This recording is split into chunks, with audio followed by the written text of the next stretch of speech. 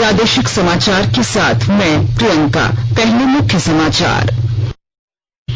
झारखंड विधानसभा का मॉनसून सत्र आज से हो रहा शुरू। चालू वित्त वर्ष का प्रथम अनुपूरक बजट के अलावा 5 विधेयकों को भी सदन में पेश करने की तैयारी। राज्य में पिछले 24 घंटों के दौरान कोरोना संक्रमण के 1026 मामले आए, जबकि 1450 संक्रमित लोग उपचार के बाद हुए स्वस्थ। पोषण पखवाड़ा और सेवा सप्ताह के तहत राज्य भर में कई कार्यक्रमों का किया जा रहा आयोजन। और मौसम विभाग ने राज्य भर में अगले 3 दिनों तक बारिश और वज्रपात की जताई संभावना। अब समाचार विस्तार से। झारखंड विधानसभा का मॉनसून सत्र आज से शुरू हो रहा है। यह सत्र 22 सितंबर तक चलेगा। इस दौरान सदन की कार्यवाही केवल 3 दिन ही चलेगी। सरकार की ओर से सत्र में चालू वित्त वर्ष का प्रथम अनुपूरक बजट के अलावा 5 विधेयकों को भी पेश करने की तैयारी की गई है, जिसमें झारखंड लैंड म्यूटेशन दंड प्रक्रिया संहिता, Jharkhand mineral bearing cess, Jharkhand motor वाहन करारोपण और राजकोषीय उत्तरदायित्व एवं बजट प्रबंधन विधेयक शामिल है। कोरोना संक्रमण को देखते हुए आहूत विधानसभा के मॉनसून सत्र में कई एहतियाती कदम उठाए गए हैं। कोरोना जांच रिपोर्ट नेगेटिव आने पर ही विधानसभा परिसर में प्रवेश की अनुमति दी जा रही है। वहीं सोशल डिस्टेंसिंग का पालन करते हुए विधानसभा सदस्यों के बैठने की व्यवस्था की गई है। पक्ष विपक्ष की ओर से भी सत्र को लेकर अपनी अपनी तैयारियां पूरी कर ली गई है। राज्य में कोरोना संक्रमण के मामले तेजी से बढ़ रहे हैं। पिछले 24 घंटे के दौरान पूरे राज्य में 1026 मामले आए। अब तक 67,100 मामले आ चुके हैं। बोकारो से कल 33, चतरा से 9, देवघर से 26, धनबाद से 45, दुमका से 13, पूर्वी सिंहभूम से 184, गढ़वा से 21, गिरिडीह से 12, गोड्डा से 6, गुमला से 41, हजारीबाग से 117, जामताड़ा से 14, खूंटी से 52, कोडरमा से 27, लातेहार से 16, लोहरदगा से 20, पाकुड़ से 6, पलामू से 48, रामगढ़ से 23, रांची से 209, साहिबगंज से 7, सरायकेला से 25, सिमडेगा से 13 और पश्चिमी सिंहभूम से 59 संक्रमित लोग मिले। इधर कल 1450 संक्रमित लोग उपचार के बाद स्वस्थ हुए। अब तक 52,807 रोगी स्वस्थ हो चुके हैं, जबकि 13,703 संक्रमित लोगों का विभिन्न कोविड अस्पतालों और होम आइसोलेशन में इलाज जारी है। देश में कोविड रोगियों के स्वस्थ होने की दर 78.64% हो गई है। पिछले 24 घंटों के दौरान 82,000 से अधिक मरीज स्वस्थ हुए हैं। स्वास्थ्य मंत्रालय ने बताया कि अब तक 40,25,000 से अधिक लोग ठीक हो चुके हैं। स्वस्थ होने वालों की संख्या में लगातार बढ़ोतरी हो रही है और वर्तमान में संक्रमितों की कुल संख्या 19.73% रह गई है। संक्रमण से मृत्यु दर 1.63% रह गई है। पिछले 24 घंटों के दौरान 1,132 लोगों की मौत हुई है। मृतकों का कुल आंकड़ा 83,198 पहुंच गया है। पिछले 24 घंटों के दौरान 11,36,000 से अधिक कोविड की जांच की गई। देश में अब तक 6 करोड़ 5 लाख से अधिक जांच की जा चुकी है। केंद्रीय स्वास्थ्य और परिवार कल्याण मंत्री डॉक्टर हर्षवर्धन ने आशा व्यक्त की है कि कोविड-19 वैक्सीन अगले वर्ष की शुरुआत में उपलब्ध हो जाएगा। राज्यसभा में कल उन्होंने देश में कोविड-19 की स्थिति पर चर्चा का जवाब देते हुए यह बात कही। डॉक्टर हर्षवर्धन ने लोगों से अपील की कि वे वैक्सीन उपलब्ध होने तक सुरक्षित दूरी बनाए रखें। उन्होंने कहा कि एक विशेषज्ञ समिति विभिन्न निकायों को आवश्यक सहायता उपलब्ध कराकर वैक्सीन तैयार करने का काम कर रही है। राजधानी रांची के 14 अलग अलग स्थानों पर आज मास टेस्टिंग ड्राइव चलाया जाएगा। इनमें Nucleus mall, Hotwar jail, Doranda daily बाजार, सीआरपीएफ कैंप, टाटी सिलवे, शालीमार बाजार, Nagri proper market, Mandar, Tangar, Basli, Bero, Khalari, Dakra, Lapung market, Tamar, Raidih मोड़, चान्हो मार्केट और मोरी चेकपोस्ट और सिल्ली शामिल हैं। जो व्यक्ति कोविड-19 टेस्ट कराना चाहते हैं वे सभी सुरक्षा मानकों का अनुपालन करते हुए इन केंद्रों में निःशुल्क जांच करवा सकते हैं। रांची जिला प्रशासन की ओर से सभी स्थानों पर सुरक्षा को लेकर दंडाधिकारी के नेतृत्व में पुलिस की भी नियुक्ति की गई है। गिरिडीह जिले में कोरोना के बढ़ते प्रभाव को देखते हुए आज विशेष जांच अभियान चलाया जा रहा है। जिले के भीड़ भाड़ वाले इलाके में जांच की जा रही है। विस्तृत रिपोर्ट दे रहे हैं हमारे गिरिडीह संवाददाता। गिरिडीह डीसी राहुल कुमार सिन्हा ने कहा है कि टेस्टिंग, ट्रेसिंग एवं ट्रीटमेंट से कोरोना को नियंत्रित किया जा सकता है। गिरिडीह में आज इसके लिए सघन जांच की व्यवस्था की गई है। डीसी ने बताया कि जिले के सभी प्रखंडों में आरटीपीसीआर एवं एंटीजन टेस्ट के 7,500 लक्ष्य निर्धारित किए गए हैं। डीसी ने कोविड अस्पताल बरमोरिया में साफ सफाई एवं भोजन की गुणवत्ता की जांच प्रशिक्षु आईएएस सैयद रियाज अहमद से करवाई है। रमेश प्रभाकर, आकाशवाणी समाचार, गिरिडीह। स्वास्थ्य और परिवार कल्याण मंत्रालय ने लोगों को सलाह दी है कि वे नोवल कोरोना वायरस से अपने को सुरक्षित रखने के लिए सभी बुनियादी एहतियाती उपायों का पालन करें और सामाजिक दूरी बनाए रखें। एक रिपोर्ट। सरकार ने कहा है कि आवश्यक वस्तुओं की पर्याप्त आपूर्ति जारी है और लोगों को चिंता करने की कोई जरूरत नहीं है। लोगों को सलाह दी जाती है कि वे आवश्यक वस्तुओं और चिकित्सा सामानों की खरीदारी करते समय धैर्य रखें और शांत रहें। आवश्यक वस्तुओं को खरीदने के लिए बार बार बाहर निकलने से बचें। साथ ही लोगों से हाथ मिलाने और गले लगने से भी बचना चाहिए। बाजार, मेडिकल स्टोर और अस्पतालों में लोग कम से कम 1 मीटर की दूरी बनाए रखें। घर पर गैर जरूरी सामाजिक समारोह से बचा जाना चाहिए और घर पर मेहमानों को नहीं बुलाना चाहिए।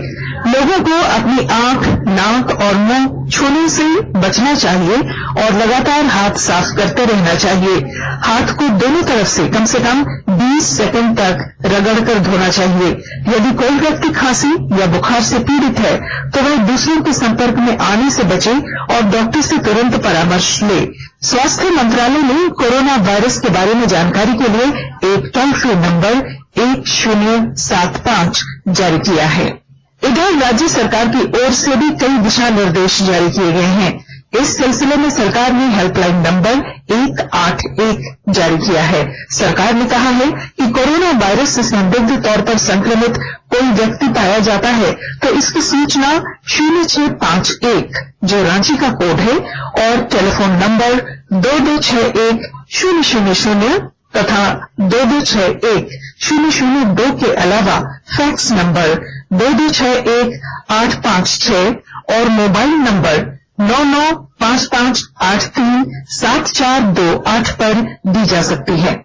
आकाशवाणी रांची भी आपसे अपील करता है कि कोविड-19 के संक्रमण से बचने और अन्य लोगों को सुरक्षित रखने के लिए कृपया घर पर ही रहें और सरकारी दिशा निर्देशों का पालन करें।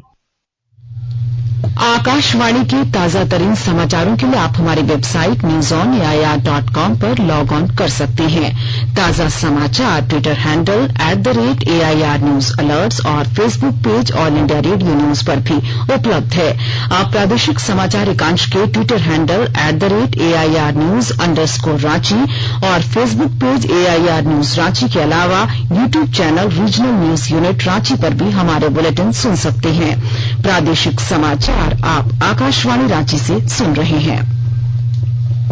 प्रधानमंत्री नरेंद्र मोदी आज वीडियो कॉन्फ्रेंसिंग के जरिए ऐतिहासिक कोसी रेल महासेतु राष्ट्र को समर्पित करेंगे।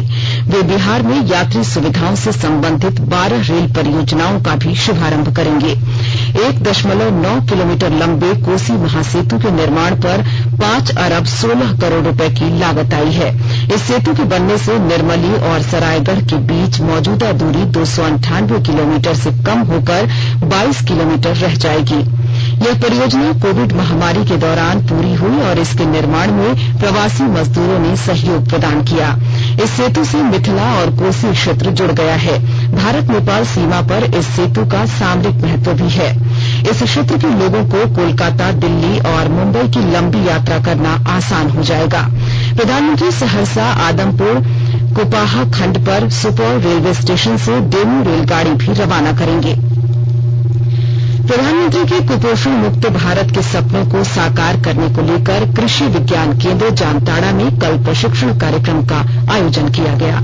कार्यक्रम में जिले के सभी 6 प्रखंडों नाला, कुंडहित, फतेहपुर, जामताड़ा, नारायणपुर एवं करमाटांड़ की सेविकाओं, सहियाओं एवं पर्यवेक्षिकाओं ने भाग लिया।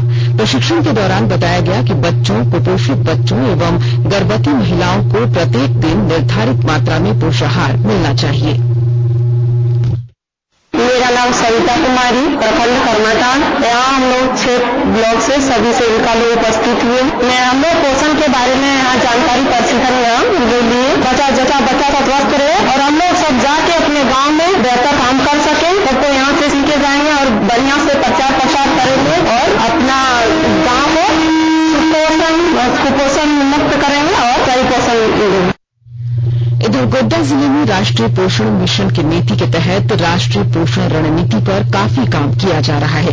ग्रामीणों की भोजन की थाली में iron, zinc, protein, amino acid आदि प्रचुर मात्रा में देने और महिलाओं एवं बच्चों को पोषण युक्त भोजन उपलब्ध कराने के लिए गोड्डा के कृषि विज्ञान केंद्र में इफ्को की तरफ से सब्जियों का बीज किट वितरण किया जा रहा है। प्रधानमंत्री नरेंद्र मोदी के जन्मदिन के मौके पर खूंटी जिले के पिपराटोली स्थित वृद्धाश्रम में कल पूर्व सांसद कड़िया मुंडा ने बुजुर्गों के बीच कंबल का वितरण किया और जन्मदिन के मौके पर सभी वृद्धों और असहायों को मिठाई खिलाई। मौके पर श्री मुंडा ने कहा कि पीएम नमो का सपना देश को आत्मनिर्भर बनाने का है। इसी उद्देश्य से भाजपा कार्यकर्ताओं को सक्रिय करने और जनता को प्रेरित करने के लिए सेवा सप्ताह मनाने का निर्णय लिया गया है। इधर सांसद सह केंद्रीय मंत्री अर्जुन मुंडा के जिला प्रतिनिधि ने ओलिहातू में भगवान बिरसा मुंडा की प्रतिमा पर माल्यार्पण कर खूंटी सेवा सप्ताह की शुरुआत की और दिव्यांगों के बीच आवश्यक उपकरण का भी वितरण किया। प्रधानमंत्री नरेंद्र मोदी के जन्मदिन के मौके पर कल रांची टाटा मार्ग स्थित सूर्य मंदिर के समीप राज दरबार ढाबा में भाजयुमों ने चलंत रक्तदान शिविर का आयोजन किया। इस मौके पर बड़ी संख्या में भाजपा कार्यकर्ताओं ने रक्तदान किया। मौके पर कांके विधायक समरी लाल राज दरबार ढाबा पहुंचे और भाजपा के कार्यकर्ताओं का हौसला बढ़ाया और कहा कि कोरोना संकट काल में भारतीय जनता युवा मोर्चा के सदस्य रक्तदान कर पीएम नरेंद्र मोदी के कार्यों को आगे बढ़ाने का काम कर रहे हैं। लातेहार जिले में खनन क्षेत्र के अंतर्गत पड़ने वाले गांवों के विकास के लिए जिला प्रशासन प्रतिबद्ध है। इसके लिए प्रशासन ने गांवों के संपूर्ण विकास पर जोर दिया है और जानकारी दे रहे हैं हमारे संवाददाता। लातेहार जिले में खनन क्षेत्र में पड़ने वाले गांवों के विकास के लिए जिला प्रशासन ने प्रतिबद्धता दोहराई है। डिस्ट्रिक्ट मिनरल फाउंडेशन ट्रस्ट की बैठक में उप विकास आयुक्त सुरेंद्र कुमार वर्मा ने खनन क्षेत्र में गांवों के विकास पर जोर दिया है। संबंधित पदाधिकारियों से डीडीसी ने कहा कि खनन क्षेत्र के ग्रामीणों को संचालित योजनाओं का लाभ मिले व गांव में परिवर्तन दिखे, इसे सुनिश्चित किया जाना चाहिए। उन्होंने संबंधित पदाधिकारियों और बीडीओ को उन क्षेत्रों में अब तक किए गए विकास कार्य का उपयोगिता प्रमाण पत्र अविलंब जमा करने का निर्देश दिया। डीडीसी ने खनन क्षेत्र में पेयजल की सुविधा, शौचालय बनाए जा रहे मॉडल आंगनबाड़ी केंद्र व अन्य संचालित योजनाओं की जानकारी तथा लंबित योजनाओं को शीघ्र पूरा करने का निर्देश दिया। संजय कुमार तिवारी, आकाशवाणी समाचार, लातेहार। धनबाद में भाजपा नेता सतीश सिंह की हत्या मामले में पुलिस ने शूटर समेत 4 अपराधियों को गिरफ्तार किया है। उनके पास से पुलिस ने हथियार, मोबाइल और 2 मोटरसाइकिल बरामद किया है।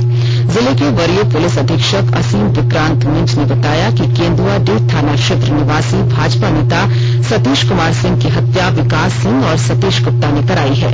पुलिस अधिकारी ने बताया कि इस हत्या की मुख्य वजह का खुलासा विकास सिंह और सतीश गुप्ता की गिरफ्तारी के बाद हो पाएगा। धनबाद एसएसपी के अनुसार पिछले 19 अगस्त 2020 को भाजपा नेता सतीश सिंह को बैंक मोड़ थाना क्षेत्र के विकास नगर के समीप दिन दहाड़े गोली मारकर हत्या की गई थी। राज्य में मानसून एक बार फिर सक्रिय हुआ है। मौसम विभाग के पूर्वानुमान के अनुसार आज से अगले कुछ दिनों तक राज्य भर में बारिश और वज्रपात की संभावना है। विभाग के अनुसार 19 सितंबर को देवघर, धनबाद, दुमका, गिरिडीह, गोड्डा, जामताड़ा, पाकुड़ और साहिबगंज समेत कई जिलों में गर्जन के साथ बारिश होने की संभावना है। इधर पिछले 1 सप्ताह से पड़ रही गर्मी से लोगों को राहत भी मिल रही है। और अब संक्षिप्त खबरें। गोड्डा जिला के पथरगामा थाना क्षेत्र के कोरका सिमरिया में वज्रपात होने से एक व्यक्ति की मौत हो गई। मृतक का नाम गुड्डू यादव है। साहिबगंज नगर थाना में पुलिस अधीक्षक अनुरंजन किस्पोट्टा ने कल एंटी ह्यूमन ट्रैफिकिंग यूनिट का उद्घाटन किया। पुलिस अधीक्षक ने बताया कि यहां मानव व्यापार से संबंधित मामले दर्ज होंगे। जिला बाल संरक्षण पदाधिकारी पूनम कुमारी ने बताया कि अब जिले में मानव तस्करी पर लगाम लगाने में मदद मिलेगी। और चतरा जिले की टंडवा थाना पुलिस तथा हजारीबाग जिले के कटकमदाग पुलिस ने संयुक्त छापेमारी कर टंडवा के धनगड्डा गांव से भारतीय खाद्य निगम के 500 बोरा चावल जब्त किया है। सभी चावल की बोरियां जितेंद्र गुप्ता के घर पर अवैध रूप से छिपा कर रखी गई थी। इस मामले को लेकर थाने में मामला दर्ज कर लिया गया है। और अब अंत में मुख्य समाचार एक बार फिर। झारखंड विधानसभा का मॉनसून सत्र आज से हो रहा शुरू। चालू वित्त वर्ष का प्रथम अनुपूरक बजट के अलावा 5 विधेयकों को भी सदन में पेश करने की तैयारी। राज्य में पिछले 24 घंटों के दौरान कोरोना संक्रमण के 1026 मामले आए, जबकि 1450 संक्रमित लोग उपचार के बाद हुए स्वस्थ। पोषण पखवाड़ा और सेवा सप्ताह के तहत राज्य भर में कई कार्यक्रमों का किया जा रहा आयोजन। और मौसम विभाग ने राज्य भर में अगले 3 दिनों तक बारिश और वज्रपात की जताई संभावना। इसके साथ ही आकाशवाणी रांची से प्रादेशिक समाचार का ये बुलेटिन समाप्त हुआ। नमस्कार। घर में रहिए, सुरक्षित रहिए और सुनते रहिए आकाशवाणी।